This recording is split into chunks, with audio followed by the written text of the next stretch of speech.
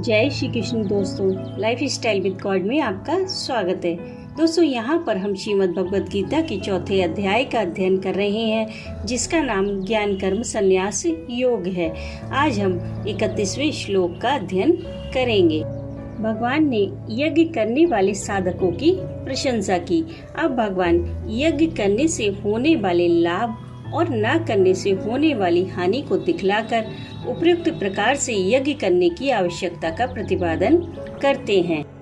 यज्ञ शिष्टा मृत भुजो यान्ति ब्रह्म सनातनम नायम लोकोस्ते यज्ञस्य कुतोन्यः कुरु सत्तमा।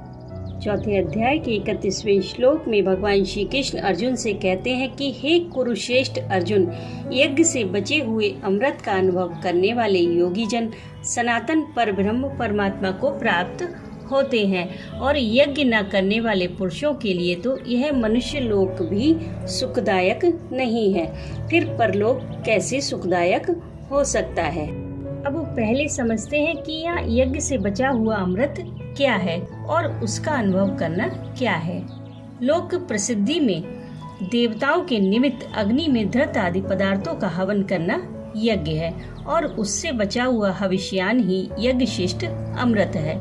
इसी तरह स्मृतिकारों ने जिन पंच महायज्ञादि का वर्णन किया है, उनमें देवता, ऋषि, पितर, मनुष्य और अन्य प्राणी मात्र के लिए यथाशक्ति विधि पूर्वक अन्न का विभाग कर देने के बाद बचे हुए अन्न को यज्ञ शिष्ट अमृत कहा है। किंतु यहाँ भगवान ने उपर्युक्त यज्ञ के रूपक में परमात्मा की प्राप्ति के ज्ञान, संयम, तप, योग, स्वाध्याय, प्राणायाम आदि ऐसे साधनों का भी वर्णन किया है, जिनमें अन्न का संबंध नहीं है।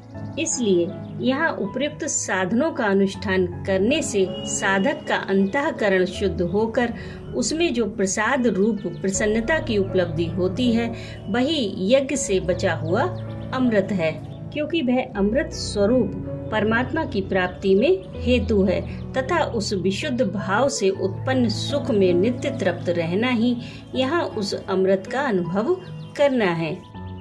अब मन में यह प्रश्न आता है कि उपयुक्त प्रकार से परमात्मा की प्राप्ति के साधन रूप यज्ञों का अनुष्ठान करने वाले पुरुषों को सनातन परब्रह्म की प्राप्ति इसी जन्म में हो जाती है या जन्मांतर में होती है। यह उनकी साधन की स्थिति पर निर्भर होता है। जिसके साधन में भाव की कमी नहीं होती, उसको तो इसी जन्म में और बहुत ही शीघ्र सनातन परब्रह्म की प्राप्ति हो जाती है। जिसके साधन में किसी प्रकार की त्रुटि रह जाती है, उसको परमात्मा की प्राप्ति उस कमी की पूर्ति होने पर होती है। परंतु उपयुक्त साधन कभी भी व्यर्थ नहीं होते। इनके साधकों को परमात्मा की प्राप्ति रूप फल अवश्य मिलता है। यही भाव दिखलाने के लिए यहाँ यह सामान्य सी बात कही गई है कि वे लोग सनातन परब्रह्म को प्राप्त होते हैं। अब यहाँ पर सनातन परब्रह्म की प्राप्ति से सगुण ब्रह्म की प्राप्ति माना जाए या फिर निर्गुण ब्रह्म की।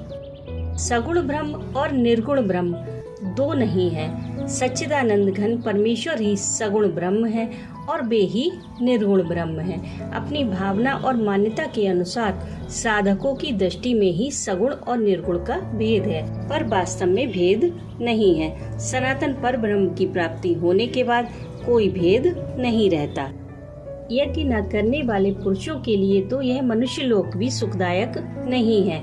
फिर परलोक कैसे सुखदायक हो सकता है। इस कथन से भगवान ने यह भाव दिखलाया है कि उपयुक्त साधनों का अधिकार पाकर भी उनमें न लगने के कारण उसको मुक्ति तो मिलती ही नहीं, बल्कि स्वर्ग भी नहीं मिलता, और मुक्ति के द्वार रूप इस मनुष्य शरीर में भी कभी शांति नहीं मिलती, क्योंकि परमार्थ साधनहीन मनुष्य नित्य निरंतर नाना प्रकार की चिंताओं की ज्वाला से जला करता है।